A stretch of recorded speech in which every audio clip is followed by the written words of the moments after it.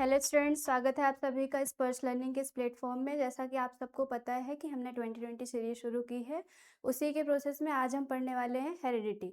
हमने life process, control and coordination and how do organism reproduce, in 3 chapter को cover कर लिया है। एंड आज हम 4th चैप्टर कवर करने वाले हैं जिसका नाम है हेरिडिटी। पहले हेरिडिटी एंड एवोल्यूशन दोनों होता था, बट क्योंकि अभी इसका जो एवोल्यूशन वाला टॉपिक है उसको हटा दिया गया है, ओमिट कर दिया गया है, इसलिए हमें सिर्फ कवर करना है हेरिडिटी पोर्शन। ठीक है, चलिए तो बिना किसी देरी की शुरुआत करते हैं। तो आपको फर्स्ट ऑफ ऑल तो पता होना चाहिए कि हेरिडिटी मतलब जो चैप्टर आप पढ़ने वाले हो, जिस चैप्टर का आपको रिवीजन करना है, उसका आपको मीन्स क्लियर होना चाहिए कि वो क्या होता है। तो हेरिडिटी का अगर आपको एकदम सिंपल मीन्स समझना है तो मतलब है उसका कि जब कैरेक्टर्स एक जनरेशन से दूसरी जनरेशन में ट्रांसफर होते हैं, उस प्रोसेस को बोला जाता है हेरिडिटी। ठीक है, okay. So transmission of a characteristics और traits from parent to their offspring means कि जो भी पेरेंट्स होंगे, पेरेंट्स से जो भी उनके ऑफस्प्रिंग आएंगे, इन पेरेंट्स से ऑफस्प्रिंग में कैरेक्टर्स का ट्रांसफर होना, इसी प्रोसेस को बोला जाता है हेरिडिटी। क्लियर है? इसमें कैरेक्टर्स एंड ट्रेट्स दोनों ट्रांसफर होते हैं, तो आपको कैरेक्टर्स भी पता होना चाहिए और ट्रेट्स भी पता होना चाहिए। चलो इसको समझते हैं। कैरेक्टर मतलब क्या होता है एंड ट्रेड मीन्स क्या होता है। सो कैरेक्टर मीन्स है कि कोई एक ऐसा स्पेसिफिक फीचर जिसके बेस पर आप किसी को बता सको कि हाँ ये ऐसा है। ठीक है, एंड उसी के वेरियस टाइप्स जो है वो कहलाते हैं ट्रेड्स। फॉर एग्जाम्पल, जैसे एक स्किन कलर है।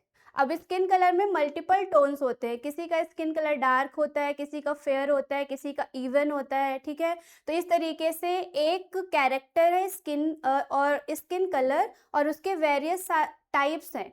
इस टाइप्स को बोला जाता है ट्रेट्स। और इसको समझना हो तो कैसे समझोगे? जैसे फॉर एग्जाम्पल मैंने लिया आई colour. I colour is a character, but I colour में सिर्फ एक ही आई कलर तो होता नहीं है, मल्टीपल आई कलर्स हो सकते हैं। किसी के आई का कलर ब्लू हो सकता है, ब्लैक भी हो सकता है। ठीक है, इवन ग्रीन भी होता है, ब्राउन होता है। तो ये जो मल्टीपल टाइप्स है आई कलर्स के, ये कहलाते हैं ट्रेट्स। तो कैरेक्टर एक specific feature just like a I colour, and multiple colour of eyes is called a trait. Clear है?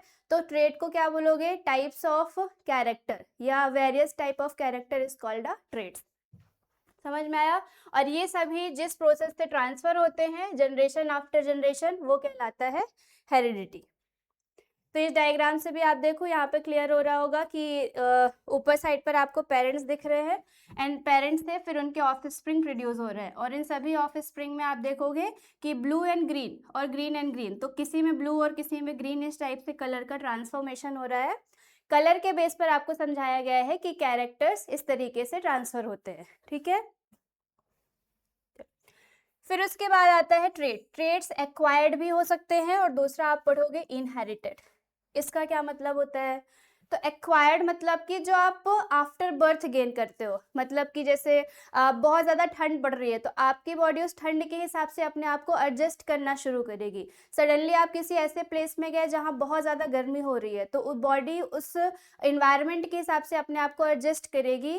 तो ये जो बाहर से आप इन्वायरमेंट से जो फ्रेंडली ट्रेट्स को गेन करते हो, वो कहलाते हैं एक्वायर्ड ट्रेट्स, जो आफ्टर बर्थ बॉडी गेन करती है जैसी जैसी सिचुएशन होती है उसके हिसाब से। दूसरा आता है इनहेरिटेड। इनहेरिटेड मतलब क्या होता है?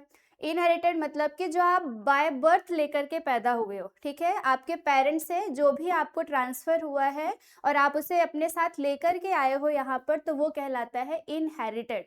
तो इनहेरिटेड बाय बर्थ होगा, एक्वायर्ड मतलब होता है आफ्टर बर्थ। ठीक है, a trait that an individual experience during his lifetime involves change and a non-reproductive tissue cannot be passed on the progeny. Acquired जो ट्रेट्स होते हैं वो अपने प्रोजनी में पास नहीं होते हैं, क्योंकि इसे आप बाहर से गेन करते हो। और फिर जो इनहेरिटेड होते हैं वो प्रोजनी, प्रोजनी मतलब कि जो भी पेरेंट्स और ऑफस्प्रिंग होंगे उनमें ये ट्रांसफर होता चला जाएगा, तो वो इनहेरिटेड होता है।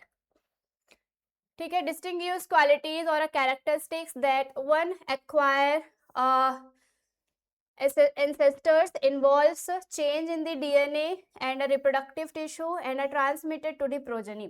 तो ये पेरेंट से बच्चे में ट्रांसफर होते हैं, डीएनए के थ्रू ट्रांसफर होते हैं, तो डीएनए के थ्रू कैरेक्टर्स जो है वो एक्वायर किए जाएंगे और इस तरीके से ये जो पूरे ट्रेट्स है वो कहलाएंगे इनहेरिटेड। ठीक है, फिर आता है वेरिएशन। वेरिएशन का मतलब होता है चेंज।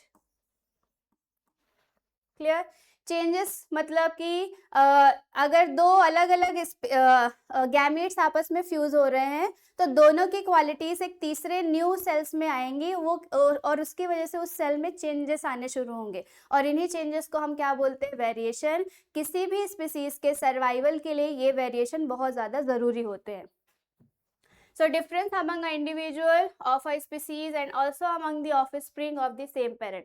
कि जैसे पेरेंट है, अब जो भी पेरेंट से उनके बच्चे होंगे तो वो एग्जैक्ट उनके जैसे ना दिखाई दे, कुछ ना कुछ डिफ्रेंशिएट हो, तो इस डिफ्रेंशिएट को लाने का जो रीजन है वो है वेरिएशन। अगर वेरिएशन नहीं आएगा तो फोटोकॉपी होती जाएगी और फोटोकॉपी होगी तो आप किसी भी एक इंडिविजुअल को पहचान नहीं पाओगे, इसलिए वेरिएशन बहुत ज़्यादा ज़रूरी होते हैं। Variation are two types, heritable and non heritable. Variation दो तरीके से हो सकते हैं, या तो हेरिटेबल मतलब कि ट्रांसफर हो पेरेंट से, और या तो फिर एक्वायर्ड किए जाए, इस तरीके से दो टाइप्स होते हैं। फिर आता है basis of heredity. Each traits is influence by a both maternal and paternal DNA. Basic of heredity मतलब क्या है? पैटर्नल और मैटरनल मतलब फादर एंड मदर दोनों से डीएनए के थ्रू कैरेक्टर्स ट्रांसफर होंगे, किसमें? न्यू ऑफस्प्रिंग में, न्यू प्रोजेनी में। ये कहलाता है बेसिक ऑफ हेरिडिटी। हेरिडिटी मतलब कैरेक्टर्स ट्रांसफर होंगे, क्योंकि दोनों पेरेंट का इन्वॉल्वमेंट है तो दोनों पेरेंट से कैरेक्टर्स ट्रांसफर होंगे। ठीक है, ओके। नाउ अब इस चैप्टर में जो आपको पढ़ना है वो है ग्रेगर जॉन मेंडल। ये एक साइंटिस्ट थे जिन्होंने सबसे पहले हेरिडिटी के बारे में बताया था और इसीलिए मेंडल को बोला जाता है फादर ऑफ जेनेटिक्स। क्या बोलते हैं? Father of genetics. ठीक है, समझ में आ गया? तो आज जितना भी आप हेरिडिटी के बारे में समझते हो, जितना आपको डीएनए के बारे में पता है, आपको ये पता है कि हाँ पेरेंट से कुछ कैरेक्टर्स बच्चे में आते हैं और डीएनए, अगर डीएनए मैच हुआ दैट मीन्स कि जो पेरेंट और बच्चे हैं उनके बीच में जो आइडेंटिफिकेशन है वो क्लियर होता है। तो ये सब कुछ जो है वो किसने हमें सबसे पहले बताया था? मेंडल ने। ठीक है, तो ये साइंटिस्ट है, इनका नाम याद रखना है, इनका वर्क आपको इस चैप्टर में पढ़ना है। इन्होंने टोटली दो टाइप के एक्सपेरिमेंट्स किए हैं, एक है मोनोहाइब्रिड और एक है डाई हाइब्रिड। उन दोनों एक्सपेरिमेंट्स को पढ़ना है और साथ में उनसे मल्टीपल क्वेश्चंस बनते हैं तो उनको अपने को यहाँ पर सॉल्व करना है। ठीक है, चलो पहले तो पढ़ते हैं इनका क्या वर्क था। तो proposed a heredity is a control by a factors, factor are now is called a gene. जितने भी कैरेक्टर्स होते हैं वो किसके थ्रू कंट्रोल होते हैं? जीन के थ्रू। अब ये जीन क्या होता है? चलो आपको मैंने पढ़ाया है क्रोमोसोम। हमको पता है कि ये सेल है, सेल में होता है न्यूक्लियस। ठीक है, एंड न्यूक्लियस के अंदर होते हैं chromosome. It is a thread like structure और ये जेनेटिक मटेरियल है जो कि इंफॉर्मेशन को कैरी करते हैं और इन्हीं के अंदर होता है डीएनए। ठीक है, डीएनए को अगर आप और अच्छे से देखोगे तो ये ऐसा दिखाई देता है और इसमें इस टाइप से बॉन्ड्स होते हैं। ठीक है, इसी डीएनए का एक पर्टिकुलर सेगमेंट कहलाता है जीन। फॉर एग्जाम्पल ये पार्ट ले लिया हमने डीएनए का, ये पार्ट ले लिया, ये, तो ये सभी जो सेगमेंट्स हैं वो कहलाते हैं जीन। तो कुल मिलाकर के ये सभी एक दूसरे से अटैच है, मीन्स कि क्रोमोसोम भी एक जेनेटिक मटेरियल है, डीएनए भी जेनेटिक मटेरियल है एंड जीन भी जेनेटिक मटेरियल है। जीन को और क्या बोलते हैं? तो इसी को बोलते हैं फैक्टर और इसको बोलते हैं एलील्स। समझ में आया? सो इस तरीके से ये इंफॉर्मेशन कैरी करेगा और एक जनरेशन से दूसरी जनरेशन में इसको ट्रांसफर करेगा। ओके,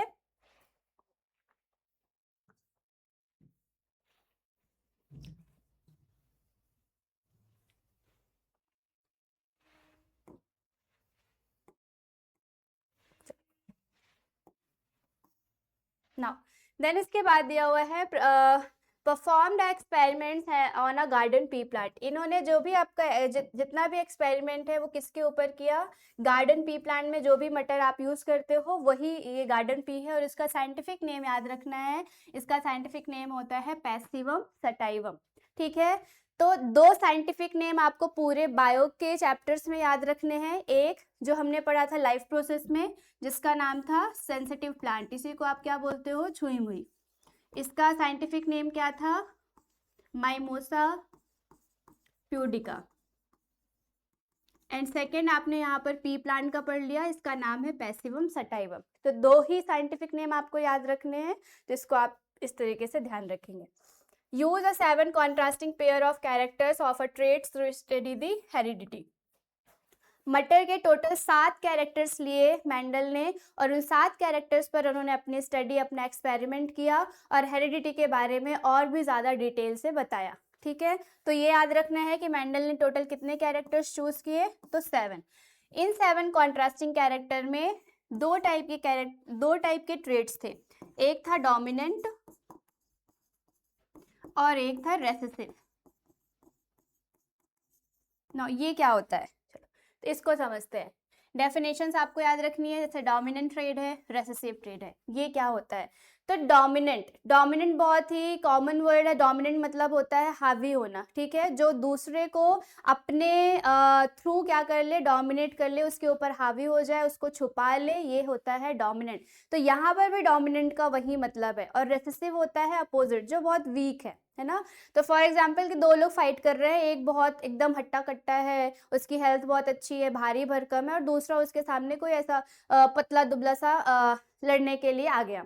तो अब क्या होगा, जो मतलब क्लियर है ना कि जिसकी पर्सनालिटी बहुत अच्छी है, भारी भरकम है, वो डोमिनेट कर जाएगा किसको, जो भी पतला दुबला उसके सामने लड़ने के लिए आया। तो इसी तरीके से यहाँ पर भी होता है।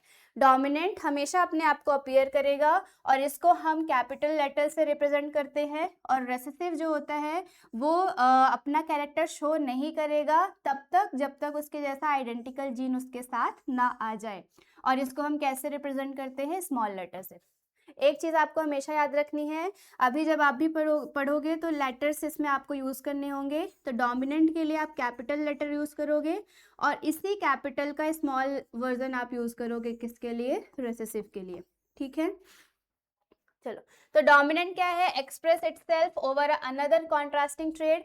अगर डोमिनेंट जैसे कि एक टॉल प्लांट है और एक डॉर्फ प्लांट है, दोनों का क्रॉस कराया गया, तो टॉल कैसा था, डोमिनेंट। तो नेक्स्ट जनरेशन में भी जो प्लांट आएगा वो भी कैसा आएगा, टॉल, जस्ट बिकॉज कि टॉल पहली जनरेशन में कैसा था, डोमिनेंट था। तो इस वजह से डोमिनेंट अपने आप को अपीयर करता है दूसरे जो भी कॉन्ट्रास्टिंग ट्रेड्स होते हैं उनके ऊपर। ठीक है, रेसेसिव क्या होता है, it is unable to the express it effect on the presence of the dominant trade. अगर डोमिनेंट ट्रेड रहेगा तो जो रेसेसिव ट्रेड है वो क्या हो जाएगा, अपने आप को एक्सप्रेस नहीं कर पाएगा। ठीक है, इसको हम कैसे रिप्रेजेंट करते हैं, सो आप देखोगे कि डोमिनेंट को कैपिटल जिसको टॉल बोलते हैं और रेसेसिव को कैसे रिप्रेजेंट करते हैं, स्मॉल से।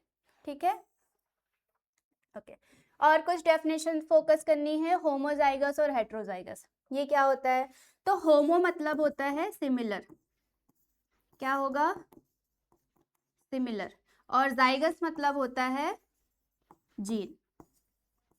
तो ये तो क्लियर हो गया, सिमिलर जीन का जो पेयर है वो क्या कहलाएगा, होमोजाइगस। ठीक है, कैसे, फॉर एग्जाम्पल मैंने ये पेयर लिख दिया, कैपिटल टी, दोनों ही कैपिटल हैं तो सिमिलर है। एक मैंने ये पेयर लिख दिया, यहाँ पर भी दोनों सेम है तो ये पेयर। तो होमोजाइगस जहाँ पर जीन के जो पेयर्स है वो आपको कैसे दिखेंगे, सिमिलर, तो उनको आप बोलोगे होमोजाइगस। हेट्रोजाइगस, हेट्रो मतलब होता है डिफरेंट, क्या होता है, डिफरेंट। तो ऑब्वियस सी बात है कि यहाँ पर पेयर आपको कैसे दिखेंगे, डिफरेंट। ठीक है, तो ये अगर आपको ये पेयर मिल रहा है तो यहाँ पर एक कैपिटल है, एक स्मॉल है, ये डिफरेंट है, तो ये कैसा हो जाएगा, हेट्रोजाइगस। यहाँ पर सिमिलर, तो आपको या तो ये पेयर मिलेगा या फिर ये पेयर मिलेगा। इज दैट क्लियर, तो एग्जाम्पल में आप देख लो, ये लिखा हुआ है और यहाँ पर ये क्लियर है। तो डोमिनेंट क्या, जो अपने आप को अपीयर करे, रेसेसिव जो अनेबल रहे अपीयर करने के लिए, डोमिनेंट को कैपिटल लेटर से रिप्रेजेंट करते हैं, रेसेसिव को स्मॉल लेटर से। होमोजाइगस और हेट्रोजाइगस क्या है, homozygous similar pair of gene, जैसे कैपिटल टी, स्मॉल टी। ठीक है, हेट्रोजाइगस मतलब different pair of gene, different means कि एक कैपिटल और एक स्मॉल हो जाएगा। ठीक है, फिर आता है जीनोटाइप एंड फिनोटाइप। ये क्या होता है, तो आप देखते होगे कि प्लांट जैसे कोई प्लांट आपने देखा तो प्लांट में बाहर से आप उसको देख के बता सकते हो कि वो कैसा है, मतलब कि टॉल है या डॉर्फ है, बहुत ज़्यादा हाइट है उसकी या बहुत कम हाइट है, ग्रीन कलर का है कि नहीं है, उसके फ्लावर्स कैसे हैं, वो किस चीज़ का प्लांट है। तो फिनोटाइप मतलब होता है कि जो भी फिजिकल अपीयरेंस, मतलब बाहर से अगर आप जितने भी कैरेक्टर देख के बता पा रहे हो तो वो सभी अपीयरेंस कहलाते हैं फिनोटाइप, ठीक है। और जीनोटाइप, जीनोटाइप में जीन वर्ड आ रहा है, क्या आ रहा है, जीन, तो इसमें बताना होता है कि जीन कैसे है, ठीक है। जीन कैसे है मतलब कि कैपिटल टी है, कैपिटल टी स्मॉल टी है, या स्मॉल टी है, तो ये जो जीन के पेयर्स होते हैं ये जब आप बताओगे दैट इज अ जीनोटाइप। और फिनोटाइप मतलब होता है कि जो भी ऑब्जर्वेबल कैरेक्टर्स होते हैं, ट्रेड्स होते हैं किसी भी ऑर्गेनिज्म के, लाइक इसमें टॉलनेस एंड शॉर्टनेस दिया है कि प्लांट टॉल है या प्लांट शॉर्ट है, ये बाहर से आप देख के बता सकते हो, तो ये हो जाएगा फिनोटाइप। समझ में आया? तो फिनोटाइप जो बाहर से देख के बताओ, genotype pair of gene. Now, monohybrid cross involve only one pair of contrasting character. अब आपको मेंडल्स के एक्सपेरिमेंट देखने हैं। मेंडल ने दो ही एक्सपेरिमेंट दिए हैं, एक है मोनोहाइब्रिड और एक है डाईहाइब्रिड। कैसे पढ़ोगे इसको? पढ़ोगे, मोनो मतलब होता है सिंगल एंड डाई मतलब होता है डबल, ठीक है। सिंगल मतलब यहाँ पर सिंगल एक कैरेक्टर को यूज किया गया है, और डबल मतलब कि यहाँ पर डबल कैरेक्टर आप पढ़ोगे एक साथ, ठीक है। कैसे क्या है तो अभी ये रेशियो आपको नहीं समझ में आएंगे, पहले हम इसके लिए प्रॉपर एक्सपेरिमेंट पढ़ते हैं तब आपको और भी ज्यादा क्लियर होगा, ठीक है। चलो, पहला है क्रॉस, जिसको बोला गया मोनोहाइब्रिड क्रॉस। बहुत ध्यान से समझना, मोनोहाइब्रिड क्रॉस से कई सारे क्वेश्चंस आते हैं। डाईहाइब्रिड क्रॉस भी पूछता है बट बहुत रेयर है, बहुत कम, उससे कुछ ही क्वेश्चंस आएंगे, बट जो सबसे ज्यादा क्वेश्चंस है वो किससे आते हैं? मोनोहाइब्रिड क्रॉस से। चलो इसको समझते हैं। उसके लिए पहले आपको जनरेशन समझनी है। जनरेशन के लिए मैं आपको बता दूं, टोटली आपको 3 जनरेशन पर फोकस करना है। एक होती है पेरेंट जनरेशन, एक होती है F1 जनरेशन, और एक होती है F2 जनरेशन, ठीक है। सबसे पहले आएगी पेरेंट, जैसे आपके जो पेरेंट्स हैं वो पेरेंट जनरेशन में आएंगे, फिर उन जनरेशन से आप आप F1 में आओगे, और आपसे जो जनरेशन कंटिन्यू होगी वो किस में आएगी? F2। तो अभी के लिए आपको सिर्फ 3 जनरेशन पर फोकस करना है, ठीक है।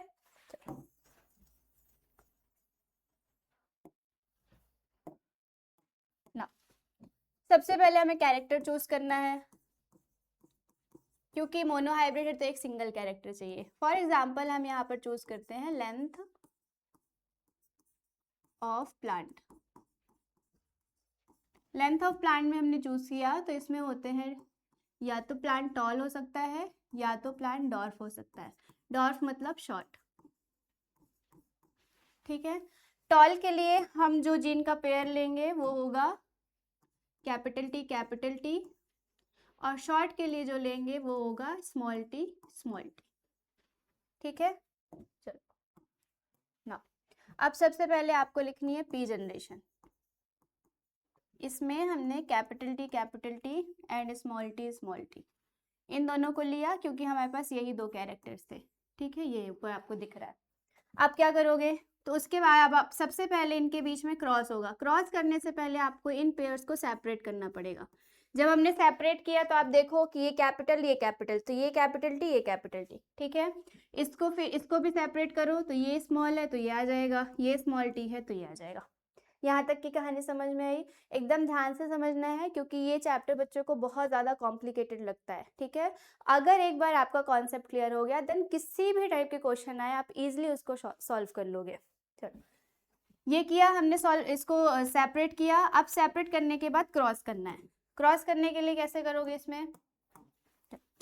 अब आप देखो कि ये भी सेम है, ये कैपिटल टी ये भी सेम है, यहाँ पर ये भी सेम है, ये भी सेम है, किसी भी टाइप का आपको कोई डिफरेंस नहीं दिख रहा है दोनों पेरेंट में, क्योंकि एक प्योर टॉल है और एक प्योर कैसा है? डॉर्फ है, ठीक है ना। इधर से आप इस टी को लो, इस टी को लो, कोई फर्क नहीं पड़ेगा, यहाँ से इसको लो या इसको लो, कोई फर्क नहीं पड़ेगा। तो हमने यहाँ से एक लिया कैपिटल टी और इसको लिया इधर से, तो ये आया स्मॉल टी, और ये हमारे पास एक पेयर बना, और ये पेयर बनने के साथ जनरेशन आती है, और इसी को हम बोलते हैं F1 जनरेशन। क्या बोलोगे? F1 generation. अब आप इस F1 जनरेशन में देखो कि आपको एक कैपिटल टी मिल रहा है और एक स्मॉल टी मिल रहा है, ठीक है। अब मैंने आपको ये समझाया था कि अगर कैपिटल लेटर आ रहा है दैट मीन्स कि वो डोमिनेंट है और उसी के कैरेक्टर अपीयर होंगे। क्लियर? भले ही इसके साथ स्मॉल टी है बट ये इसके पीछे क्या हो जाएगा? छिप जाएगा, अपना कैरेक्टर शो नहीं करेगा। तो कैपिटल टी है दैट मीन्स कि प्लांट कैसा आएगा? टॉल। और क्योंकि आपको सिर्फ एक पेयर मिल रहा है इसलिए सारे के सारे F1 जनरेशन में जो प्लांट है वो 100% कैसे आएंगे? टॉल आएंगे। समझ में आया? पेयर देख लो तो हमने पढ़ा था होमोजाइगस और हेट्रोजाइगस। क्लियर है? तो होमोजाइगस पेयर में आप ये कौन सा पेयर आपको मिलेगा? एक कैपिटल एक स्मॉल है, तो ये पेयर कैसा हो जाएगा? हेट्रो। हेट्रो मतलब क्या होगा? डिफरेंट। और जाइगस। समझ में आया? चलो, तो ये आ गई F1। अब F1 से आपको किस में जाना है? F2 जनरेशन में। किस में जाओगे? F2 में।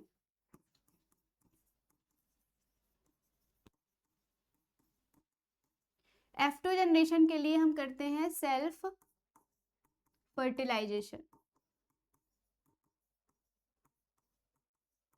सेल्फ फर्टिलाइजेशन में आपको क्या करना है कि आपको जो पेयर मिला है कैपिटल टी स्मॉल टी, इसी पेयर का इसी पेयर के साथ आपको क्या करना है? क्रॉस। क्रॉस कैसे करोगे? तो इसके लिए होता है प्यूनेट स्क्वायर। क्या होता है? Punnett square. ये कैसे होगा? तो इसमें आपको जितने भी पेयर है उसके हिसाब से आपको एक बॉक्स बनाना है, उसको डिवाइड करना है वर्टिकल और हॉरिजॉन्टल। ओके, पहला जो बॉक्स है उसमें आपको सिंबल बनाने हैं। ये जो एरो सिंबल होता है वो मेल को रिप्रेजेंट करता है, जो प्लस सिंबल होता है वो फीमेल को रिप्रेजेंट करता है। क्योंकि आपने सेल्फ फर्टिलाइजेशन किया है तो एक ही प्लांट में मेल पार्ट भी होगा और फीमेल पार्ट भी, इसलिए हमने इस सिंबल को ऐसा लिखा है, ठीक है। अब आ जाओ, अपने को यहाँ पर पेयर लिखना है।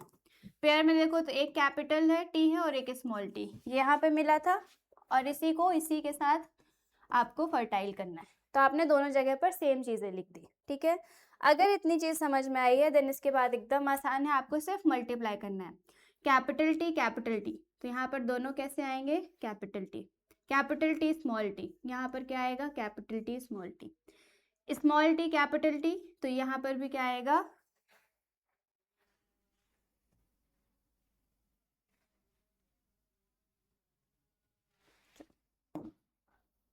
यहाँ पे क्या आएगा? Capital T and small T, ठीक है। एंड देन यहाँ पर small T and small T. समझ में आया? तो ये जो आपके पास बॉक्स दिख रहा है पीनट स्क्वायर, ये होता है F2 जनरेशन और ये आ गई आपके पास पूरी F2 जनरेशन। अब इसके बाद आपको दो चीजें लिखनी है। आपको लिखना है फिनोटाइप रेशियो और आपको लिखना है जीनोटाइप रेशियो।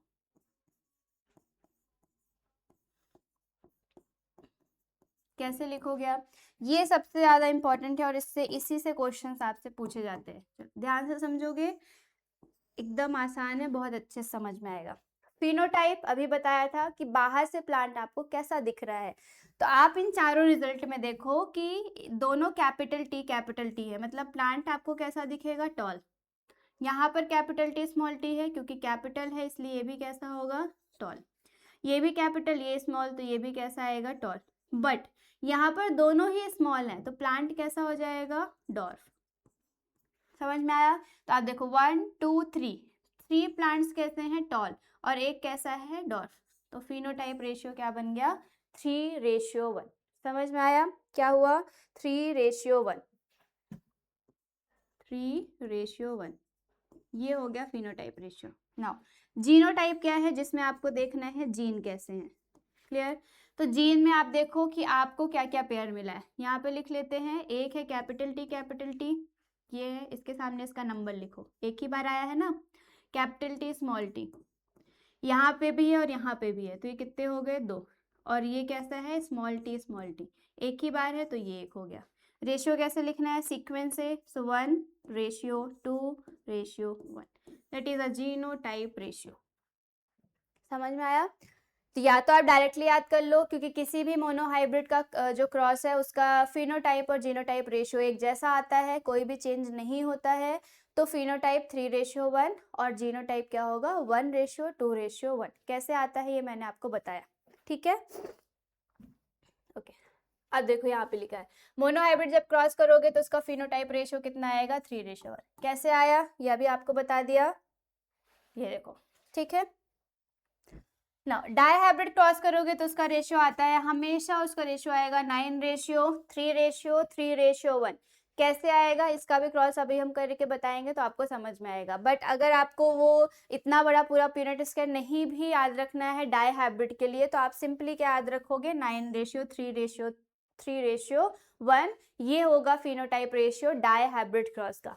डाईहाइब्रिड में 2 पेयर ऑफ कॉन्ट्रास्टिंग कैरेक्टर्स को लेते हैं और उनके बीच में क्रॉस करते हैं, ठीक है ना। ये पूरा मोनोहाइब्रिड की थ्योरी है जिसको आपको एक्सप्लेन करना है। तो मोनोहाइब्रिड क्रॉस क्या होता है, it is a cross between a two parent that have a one pair of contrasting character. For example a cross between a tall and a dwarf plant. तो अभी हमने किया, एक हमने टॉल प्लांट लिया और एक हमने डॉर्फ प्लांट लिया, हमने दोनों पेयर लिए थे। एक पेयर ये भी बनता है क्या, दिस वन। इसमें भी आप देखोगे कि प्लांट कैसा है, टॉल, जस्ट बिकॉज कि इसके साथ क्या है, एक कैपिटल लेटर है। जब इनके बीच में क्रॉस कराओगे तो कहानी एकदम अलग हो जाएगी। कैसे, इसके लिए फिर से बनाओ पीनट स्क्वायर। एक साइड पर लिखो कैपिटल टी स्मॉल टी, ये वाला, और एक साइड पर लिखो स्मॉल टी स्मॉल टी, ठीक है। अब बस मल्टीप्लाई करो तो कैपिटल टी स्मॉल टी, दोनों small T, capital T small T, and ये हो जाएगा स्मॉल टी स्मॉल टी, ठीक है। अब देखो यहाँ पर ये कैपिटल, मतलब कि आपके पास जो टॉल प्लांट है वो कैसे आ गए, 2, ये स्मॉल, तो जो डॉर्फ प्लांट है वो कितने आ गए, 2।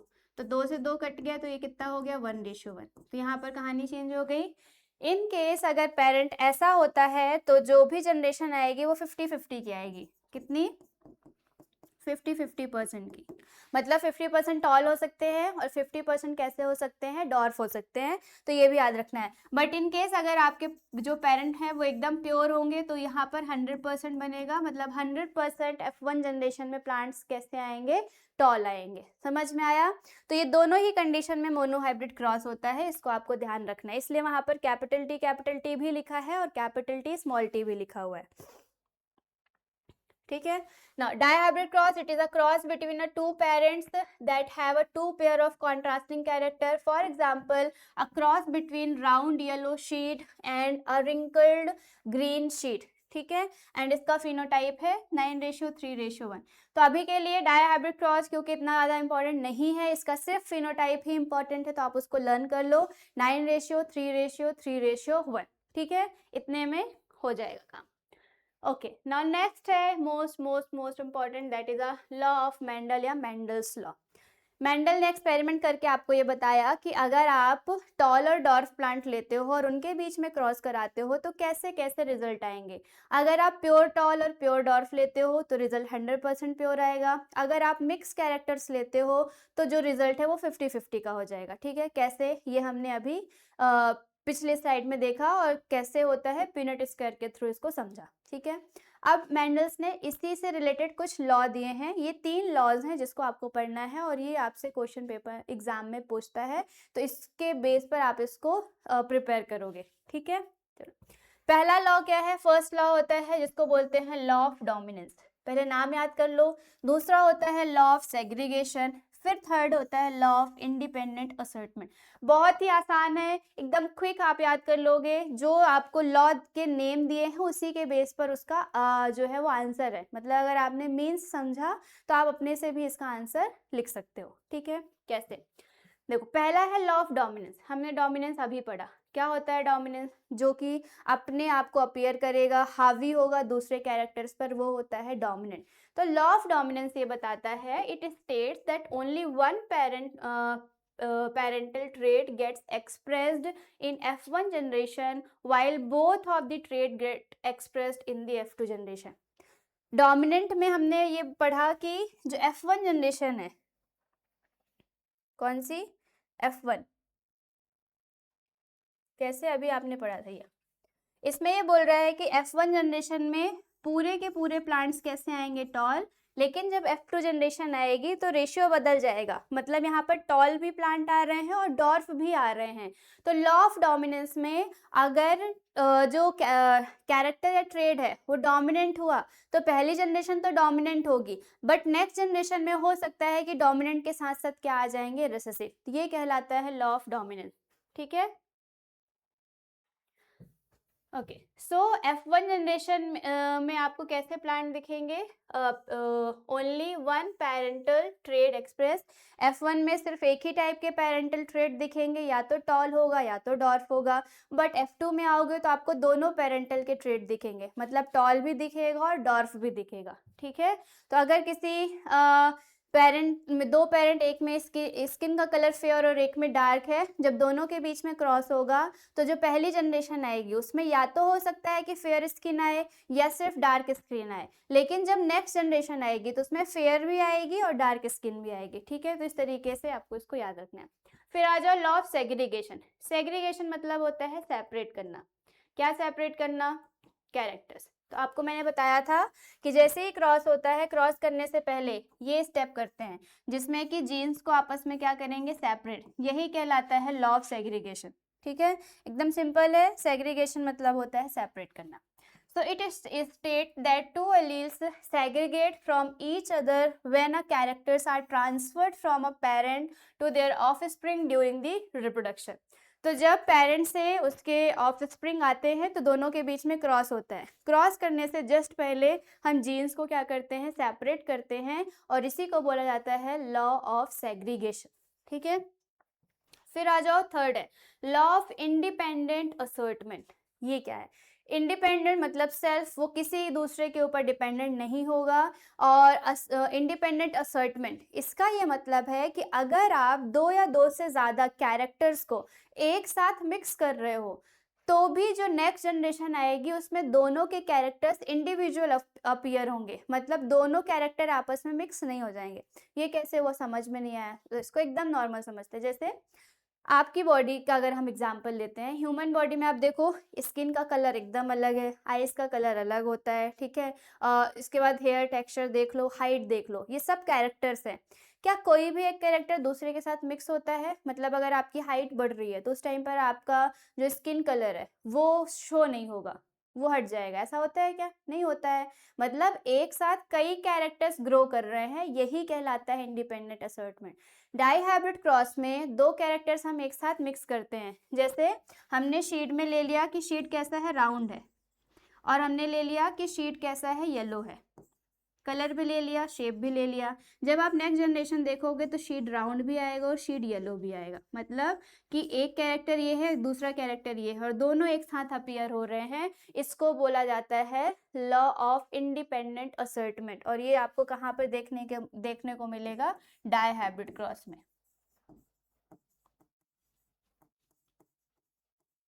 ठीक है, so it states that members of a different pair of alleles assert independent in the gametes। तो दो या दो से ज्यादा कैरेक्टर मिक्स करोगे तब भी आपको जो रिजल्ट दिखेगा वो कैसा दिखेगा, इंडिपेंडेंट। तो ये हो गए मेंडल के law, law of dominance, law of segregation and law of independent assortment. Law of dominance जिसमें डोमिनेंट कैरेक्टर दिखेगा पहली जनरेशन में, दूसरे में डोमिनेंट और रेसेसिव दोनों दिखाई दे सकते हैं। दूसरा लॉ ऑफ सेग्रीगेशन जिसमें कि क्रॉस करने से पहले जीन को क्या करना है, सेपरेट, अलग अलग डिवाइड करना है। और इंडिपेंडेंट असर्टमेंट मतलब कि दो या दो से ज़्यादा कैरेक्टर अगर आप एक साथ ले रहे हो, जब उनके बीच में क्रॉस होगा तो जो भी रिजल्ट दिखेगा वो दोनों कैरेक्टर का दिखाई देगा। ठीक है, बढ़िया। चलो फिर उसके बाद आता है इनकम्प्लीट डोमिनेंस। नाम ही लिखा हुआ है इनकम्प्लीट, मतलब पूरा डोमिनेंस नहीं होगा। Just like in the phenomena where one allele is incompletely dominant over the other member of the allele pair. For example इसमें रेशियो दिया हुआ है 1:2:1, है ना।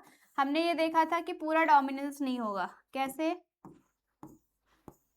अगर आपने ये पेयर लिया था capital T small T capital T small T, इनका आपने रेशियो निकाला था तो आपको कुछ इस टाइप से रिजल्ट मिला था। 3 कैसे आए, टॉल। 1 कैसा आया, डॉर्फ। इनकम्प्लीट डोमिनेंस हो गया ना, मतलब अगर डोमिनेंस होता तो सारे प्लांट कैसे होते, टॉल होते, बट टॉल के साथ आपको एक प्लांट कैसा दिख रहा है, डॉर्फ दिख रहा है, ठीक है। इसमें रेशियो निकालोगे तो टॉल इस तरीके से आपको जीन के बेस पर 1:2:1 भी दिखाई देगा, ठीक है। इनकम्प्लीट डोमिनेंस कि अगर आप दो कैरेक्टर एक साथ मिक्स कर रहे हो तो ये जरूरी नहीं है कि पहला ही कैरेक्टर पूरा अपने आप को अपीयर करेगा, हो सकता है कि दूसरा कैरेक्टर भी अपने आप को अपीयर कर ले, इसको बोलते हैं इनकम्प्लीट डोमिनेंस, ठीक है। इसको आप एक्सप्लेन कैसे करोगे, मोनोहाइब्रिड क्रॉस से। फिर आता है कोडोमिनेंस। कोडोमिनेंस मतलब कि साथ साथ में, मतलब आपस में रिलेशन फिट करके और अपने आप के कैरेक्टर्स को अपीयर कराना, ये कहलाता है कोडोमिनेंस। फॉर एग्जाम्पल कि अगर हम बोलते हैं कि एक हमारे पास रेड फ्लावर है और एक हमारे पास वाइट है फ्लावर, इनके बीच में जब क्रॉस होगा तो हो सकता है जो नेक्स्ट जनरेशन हो उसमें रेड और व्हाइट का कुछ मिक्सचर आ जाए, तो जो प्लांट है वो हो सकता है कि पिंक कलर का हो जाए, मतलब कि कोडोमिनेंस हो गया। कोडोमिनेंस मतलब कि रेड भी आया और व्हाइट भी आया, दोनों ने आपस में अपने आप को मिक्स किया और पिंक कलर में कन्वर्ट हो गए। तो इस तरीके से जब डोमिनेंस यानी कि कैरेक्टर्स ट्रांसफर होते हैं तो उसको बोला जाता है कोडोमिनेंस। तो इनकम्प्लीट डोमिनेंस जहाँ पर पूरा डोमिनेंस ना हो, प्लांट टॉल भी हो सकता है, डॉर्फ भी हो सकता है, और कोडोमिनेंस जहाँ पर दोनों कैरेक्टर आपस में मिक्स हो जाए और एक तीसरे तरीके का यानी मिक्स कैरेक्टर फॉर्म करे, उसको बोला जाता है कोडोमिनेंस, ठीक है। इसका जो एग्जाम्पल है वो जनरली किस में देखते हैं, ब्लड ग्रुप में, ठीक है। ब्लड ग्रुप में आप देखो ए भी होता है, बी भी होता है, ए बी भी होता है और ओ ब्लड ग्रुप होते हैं। तो इस तरीके से कोई भी ब्लड ग्रुप अगर आपस में कोडोमिनेंट मीन्स कि ए और बी आपस में फ्यूज हुए तो ये ए और बी भी बना सकते हैं। तो आप देखो कि ए भी आ गया और बी भी आ गया, ब्लड ग्रुप होता है ना ए बी ब्लड ग्रुप। तो इस तरीके से ये एग्जाम्पल लिया जाता है किसमें, कोडोमिनेंस में, ठीक है। नाउ नेक्स्ट आता है sex determination. It is also most important topic, इससे भी क्वेश्चंस बनते हैं। डायरेक्टली आपसे क्वेश्चन पूछता है explain the sex determination in human being, तो कैसे एक्सप्लेन करोगे, तो उसके लिए आपको इसको समझना है पहले तो क्रोमोसोम। क्या समझोगे, क्रोमोसोम। अब क्रोमोसोम हमने कई बार पढ़ लिया है तो इसमें तो आपको कोई भी डाउट नहीं होगा कि ये जेनेटिक मटेरियल है, इंफॉर्मेशन कैरी करता है। ये दो टाइप के होते हैं, एक होता है ऑटोसोम और एक होता है सेक्स क्रोमोसोम, ठीक है। ऑटोसोम होते हैं आपके 44, क्योंकि क्रोमोसोम अगर आप देखोगे तो टोटल कितने होते हैं 46, और जो सेक्स क्रोमोसोम होते हैं वो दो होते हैं। इन दो में से मेल एंड फीमेल दोनों में ये अलग होते हैं, ठीक है। मेल में क्या है, तो मेल में अगर आप देखोगे तो ये होता है एक्स एंड वाई, और फीमेल में अगर आप देखोगे तो ये होता है एक्स और एक्स, ठीक है। ओके, ऑटोसोम का मतलब होता है जो मेल एंड फीमेल दोनों में कॉमन हो, वो होते हैं 44, इसलिए इनको ऑटोसोम बोलते हैं। और सेक्स क्रोमोसोम होते हैं जो मेल एंड फीमेल में अलग अलग होते हैं, और ये दो होते हैं, मेल में XY और फीमेल में XX, ठीक है। इस तरीके से इनका हम डिवीजन करते हैं ना। यहाँ पे ये लिखा है, इसको आप पेयर में भी लिख सकते हो।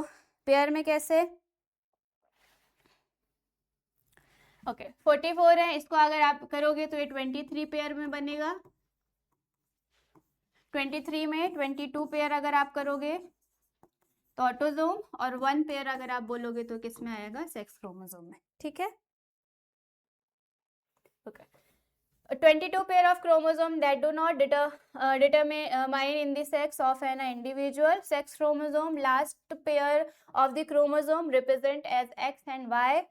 Females have 2 X chromosomes, so can be represented as 44 plus X and X. बताया कि फीमेल में 2 XX क्रोमोसोम होते हैं जो सेक्स क्रोमोसोम है, इसलिए इसमें बोला गया है 44 ऑटोसोम्स और ये 2 सेक्स क्रोमोसोम।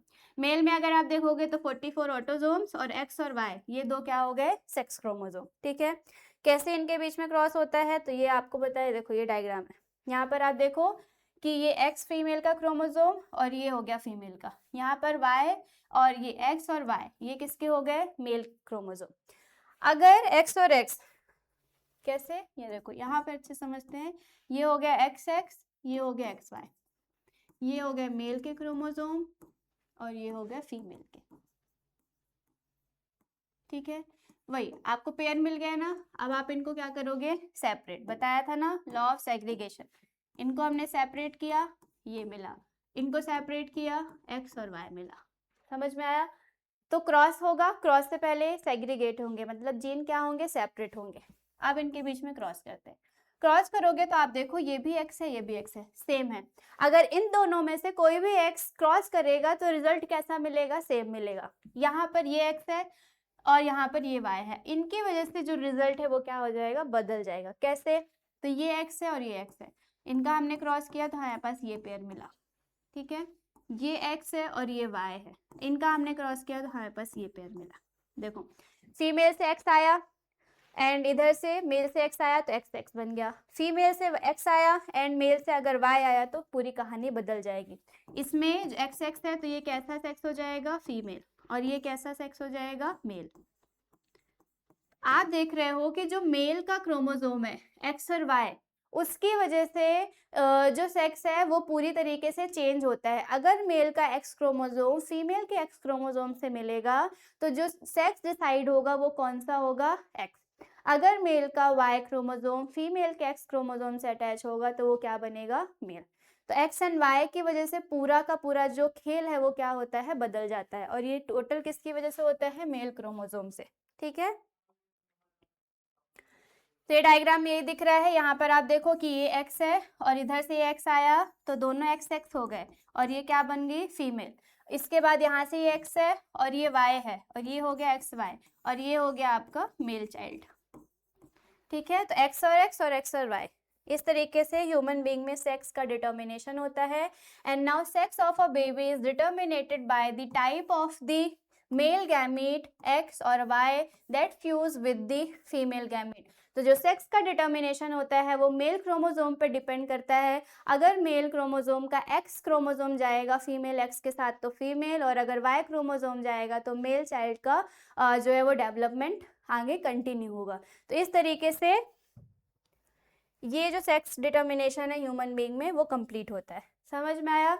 तो ये हमने एक हेरिडिटी का पूरा पोर्शन कर लिया। बहुत छोटा सा पोर्शन है क्योंकि एवोल्यूशन इसे हटा दिया गया है, इसलिए शॉर्ट में इसको हमने समझा है कि कैसे क्या होता है। तो आपने हेरिडिटी समझी, transfer of character from one generation to another.